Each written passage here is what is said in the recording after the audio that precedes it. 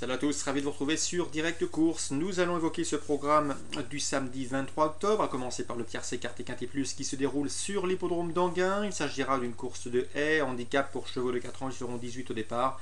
Des chevaux, somme toute, assez bien connus en pareille société. Ensuite, je vous transmettrai mes informations concernant cette réunion 1 sur l'hippodrome du plateau de Thoisy. Ensuite, quelques informations également concernant la R2 sur l'hippodrome de Caen. On commence par le quintet. Dans ce prix d'Amiens, eh bien, j'aime beaucoup le numéro 9, Right Tiger. Il reste sur un échec en steeplechase, il faut le racheter.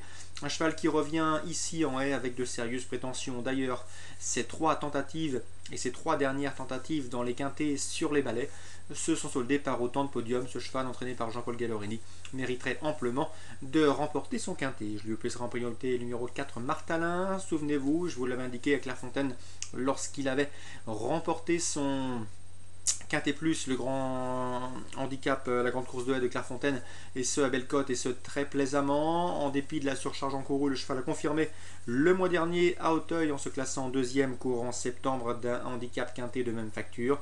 Patrice Quinton l'a toujours tenu en estime. Le cheval arrive progressivement à maturité. Le fait d'évoluer d'Auteuil à Anguin ne lui posera aucun problème. Bref, dans ces conditions, il s'annonce une nouvelle fois des plus redoutables, montés par le toujours très efficace Jérôme Zuliani. Donc mes deux bases, le 9 Right Tiger et le 4 Martalin.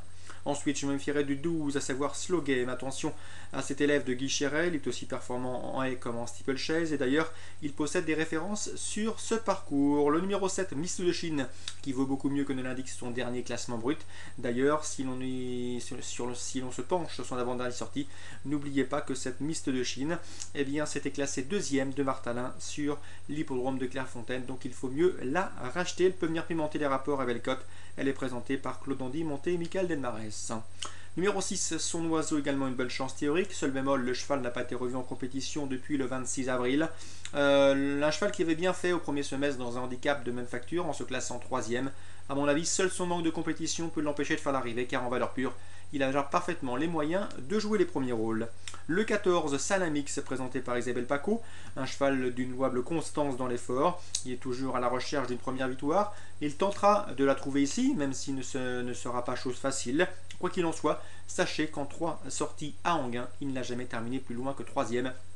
Une statistique qui plaide bien évidemment en sa faveur, d'autant qu'il devra également évoluer sur un terrain à sa convenance. Ensuite, je citerai le numéro 13, à savoir Gracia Plena. Ce ne sera peut-être pas la pouliche tout le monde, et pourtant, je pense qu'elle peut parfaitement commencer à refaire parler d'elle. Elle vient d'effectuer une rentrée des plus discrètes, mais attention, auparavant, elle avait montré une certaine qualité. D'ailleurs, elle retrouve Anguin, où en 2 sorties publiques, elle s'est classée tout simplement première et deuxième. Donc, une aptitude qui jouera également en sa faveur. Et je me méfierai pour une cote d'outsider, une 4e, 5e place à Bellecote, du numéro 16, à savoir Mojo Moon. J'ai pu m'entretenir avec son mentor Dominique Darlix. L'interview sera disponible sur Canal Turf Radio, rubrique des pronostics. Eh bien, sachez qu'il n'est pas négatif, sa jument est en progrès, la pouliche a bien travaillé, et d'après lui, elle va se plaire sur ce profil d'Anguin. D'ailleurs, c'est un choix délibéré que de la présenter sur le plateau de Thoisy. Donc attention, Dominique Darlix était loin d'être négatif, et pleinement négatif, concernant sa représentante Mojo Moon le 16. Donc c'est pourquoi pas une belle information en perspective pour venir pimenter les rapports. On se résume pour ce quintet: 9 Right Tiger devant le 4 Martalin, le 12 Slow Game, le 7 Mist de Chine, le 6 Son Oiseau, le 14 Salamix, le 13 et le 16 pour compléter cette sélection. Sachez qu'au cours de ce programme en Réunion 1 Anguin, nous aurons également le point d'orgue du programme et de cette fin d'année sur le plateau de Thoisy avec le grand steeplechase d'Anguin, la 5e course. Dans cette épreuve, nous retrouvons au départ le 502 Alarm Call et le 504 Or Noir de Somoza qui l'an dernier, eh bien, se sont classés premier et deuxième de cette précédente édition de ce groupe 2. Donc Alarm Call et Or Noir de Somoza se retrouvent prêts à faire le spectacle. Mais attention, je pense que cette fois-ci, ils auront fort à faire face à des nouveaux venus ambitieux, notamment le 507 Oxo des Prés, qui a très bien gagné dans le prix Jim Crone, l'une des belles préparatoires à ce grand steeplechase d'Anguin. Sachez également qu'il battait ce jour-là le 505 Pibrac, qui a depuis également remporté sa course à Anguin, et ce dans un style qui en dit long sur sa forme actuelle. Donc pour contrer le jumelé gagnant de l'an dernier, le 2 et le 4 Alamco Lorna Soboza, faites très attention au 507 Oxo des Prés qui reste sur 3 succès, et le 505 Pibrac également au mieux de sa forme. Information concernant Laurent Postic dans la 6e, il présente le 602 Président Noir.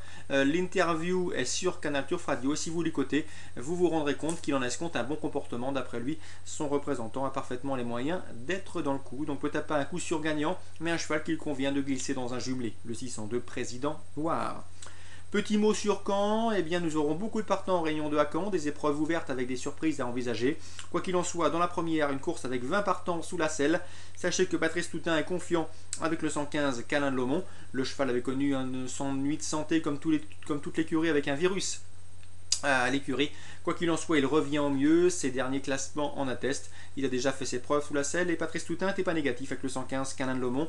Même constat avec Hubert Hardy qui escompte un bon comportement du 116 Kibili Caillon, un cheval qui est bien à la maison et qui va faire sa course une nouvelle fois. Hubert Hardy présente toujours ses chevaux à bon escient.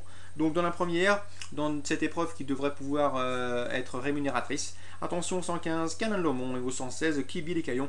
Pour le reste, c'est-à-dire ce sont des épreuves ouvertes. Je ne préfère pas vous aiguiller donc sur des informations quelque peu